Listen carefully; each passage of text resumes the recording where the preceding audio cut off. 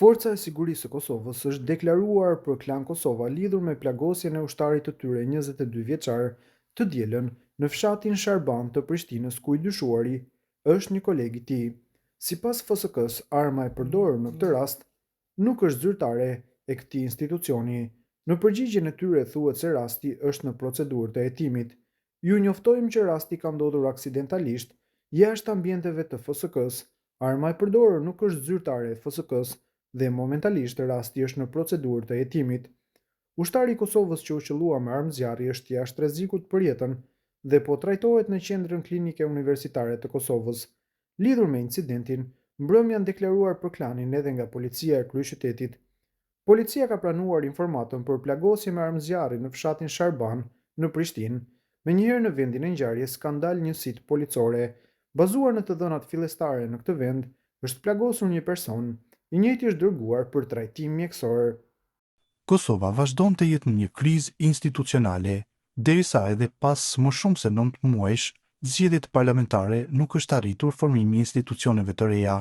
Duke parë zhvillimet e fundit, zgjedhjet e jashtëzakonshme duken të jenë të pashmangshme, pasi asnjëra parti politike shqiptare nuk po pranon të bashkëpunojë me lëvizjen vetëvendosje, parti kjo që doli fituese në zgjedhjet e 9 shkurtit, derisa po diskutohet për zgjedhje të reja.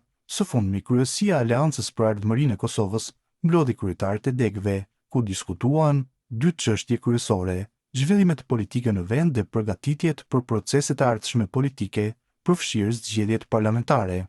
Kryetari i AK-s Ramush Haradinaj ka deklaruar se partia e tij do të garojë vetëm në zgjedhjet e ardhshme pa hyrë në asnjë koalicion parazgjedhor.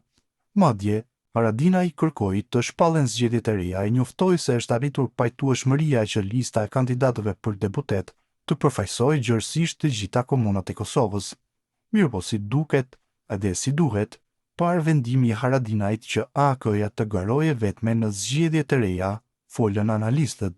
Ata u fokusuan te gjasat që ka kjo parti të kaloj prabun, pasi në zgjedhjet qendrore ka pësuar një rënje të madhe dhe si e tillë vihet në pikë pyetja mundësia që kjo parti t'i marrë votat e nevojshme për kuvend. E për atë se pse Haradinaj vendosi të garojë AK-n vetëm në zgjedhjet e ardhshme parlamentare për bota sot, foli antari i Guxo, Luan Gacaferi. Sipas tij janë disa arsye pse lideri i AK-s refuzon të bëjë koalicione me partitë e tjera, e në këtë pikë përmendi edhe dështimin e koalicionit të fundit me Nismën. Unë mendoj se arsyeja pse Haradinaj nuk bën koalicion me partitë e tjera është sepse është djegur me Nismën. Do të thotë, Nisma i ka lënë shije të keqe, kjo është një prej arsyeve. Arsyeja tjetër është se, siç duket, as PDK-ja e as LDK-ja nuk i kanë ofruar atë që ka kërkuar, domethënë nuk i kanë ofruar vende të sigurta në listë për deputet, jo atij personalisht, por njerëzve të tij, vlerësoi ai. Krahas kësaj, foli për mundësinë e kalimit të pragut zgjedhor e që ai kishte rezervat e tij për këtë pjesë. Sipas tij janë gjasat e mëdha që AK-ja të mos e kaloj pragun.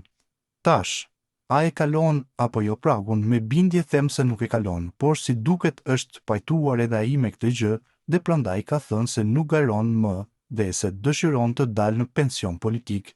Si duket, ai po dëshiron të marrë plotësisht partinë dhe të mos ja lërë askujt tjetër në dorë, përfundoi Luan Gacaferi.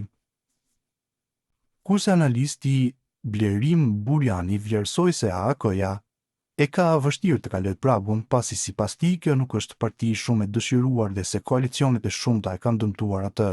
Ai në bashkëbisedim me Bota Sot tha se skena politike në Kosovë po ndahet çdo ditë më shumë dhe si e tillë Haradinaj vështirë se mund të gjejë veten, apo thënë më saktë, të kaloj pragun zgjedhor. Vështirë është të kalosh në nivel nacional, nuk është parti e dëshiruar për shkak se në këtë parti familjare sundon prisi familjar. Gabimet të mëdha politike në nivel nacional, si dhe sundimi i saj gjatë koalicionit me AK-n, i kanë shkaktuar dëme të mëdha tek shumica e elektoratit të Kosovës. Kjo parti njihet si e Haradinajve. Herën e fundit, Nisma e kishte shpëtuar me vështirësi dhe nëse do të hynte vetëm në zgjedhje, mund të mbetej jashtë parlamentit. Skema politike në Kosovë po ndahet gjithnjëherë më shumë. Nga njëra anë, opozita, LDK dhe PDK, dhe nga ana tjetër vetëvendosje. Ramushi thot se do ta kaloj pragun, por sipas mendimit tim nuk ka siguri, nënvizoi analisti. Po ashtu ai përmendi edhe disa perioda të vështira, të cilat ndikuan në dobësimin e AK-s, ndërsa përgjegjës për gjithë këtë situatë krijuar në këtë parti e bën Ramush Haradinajn. Historikisht, AAK-ja ka pasur periudha të vështira, dikur ekzistonte si koalicion ndërsa tani si parti, Haradinaj i ka dobësuar AAK-n, e cila më parë përbëhej nga disa parti. Ajo ka qëndruar herë 6%, herë 7%, ndërsa tani më nën shkurt ka vetëm 5%. Këtë herë pa nismën, nuk dihet nëse do ta kaloj prapun, përgjegjësia bie te Ramushi. AAK-ja nuk ka qenë kaq dobët derisa ishte ai në krye, por tani niveli nacional ka rënë dukshëm. Ka shumë gjasa që AAK-ja të mbetet jashtë parlamentit, që ndoshta më mirë sepse partitë e vogla shpesh janë të dyshuara për nepotizëm dhe korrupsion, përfundoi Blerim Burjani për Bota Sot.